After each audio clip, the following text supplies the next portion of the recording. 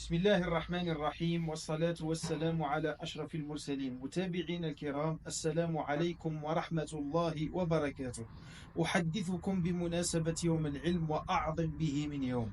قد يتساءل الواحد فيكم ويقول: كيف نفرق بين الأمة المتطورة والأمة المتخلفة؟ ما السر وراء تطور الأمم فيما مضى، خاصة الأمة الإسلامية؟ ما السر وراء تطور الأندلس، الفردوس المفقود، وراء تطور بغداد، وراء تطور بجاية الناصرية وغيرها من البلدان والحواضر التي كانت عالمية بمعنى أتم الكلمة؟ ولكن السر يا إخواني يرجع إلى الاهتمام بالعلم.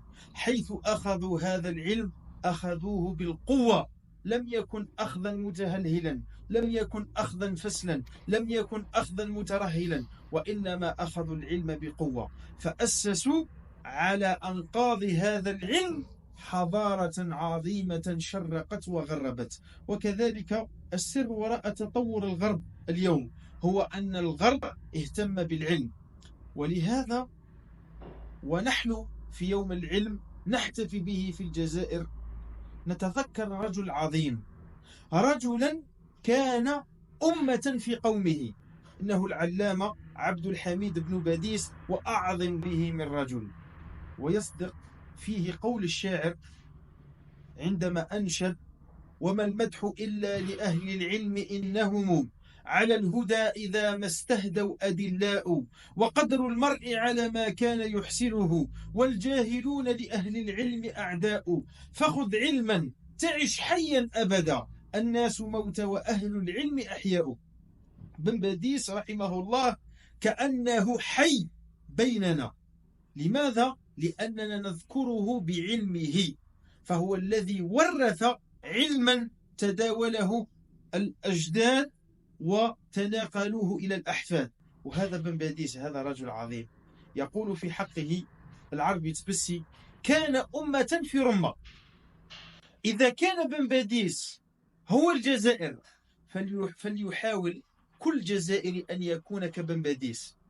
لماذا؟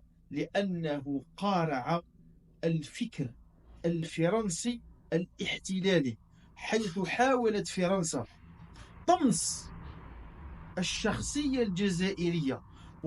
ولو لم يقيد الله سبحانه وتعالى رجلا كبن باديس لكتب التاريخ بغير ما هو مكتوب به الآن. ولهذا هذا الرجل العظيم كانت له استراتيجية تمثلت في تحرير الأذهان، حيث سعى سعيا حثيثا من أجل أن يحرر الأذهان، ثم يحرر الأبدان، ثم يحرر الأوطان.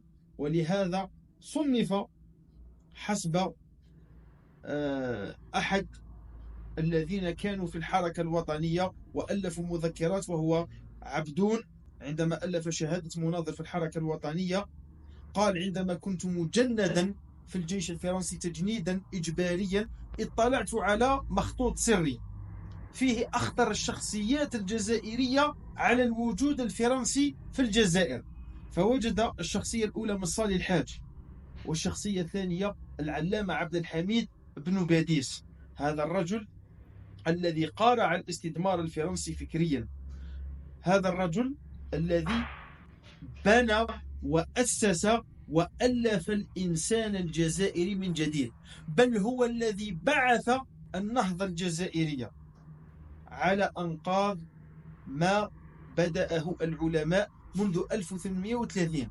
يجب علينا أن ندرك أن النضال الجزائري لم يبدأ في القرن مع القرن العشرين، وإنما بدأ منذ الاحتلال الفرنسي، عندما ناضل حمدان بن عثمان خوجة وأحمد بوضربة وغيرهم، والمفتي محمد ابن العنابي وغيرهم من أفذاذ وأبطال الجزائر على الصعيد العلمي. ولهذا أنا في هذه الومضة أود فقط أن أطلعكم على النزر القليل من شخصية هذا الرجل النحرير، هذا الرجل العالم، وإلا فشخصيته لا تكفيها الدروس ولا تحويها الطروس، وهي شخصية ذات شذون، ما إن تمسك من طرف لا يمكن أن تنتهي منه لتنتقل إلى الطرف الآخر. وبالتالي أشكركم على حسن الاستماع، بارك الله فيكم. وأشكر صاحب الدار وصاحب التصوير وصاحب المونتاج الأستاذ خالد علاء الدين، بارك الله فيكم، والسلام عليكم ورحمة الله وبركاته.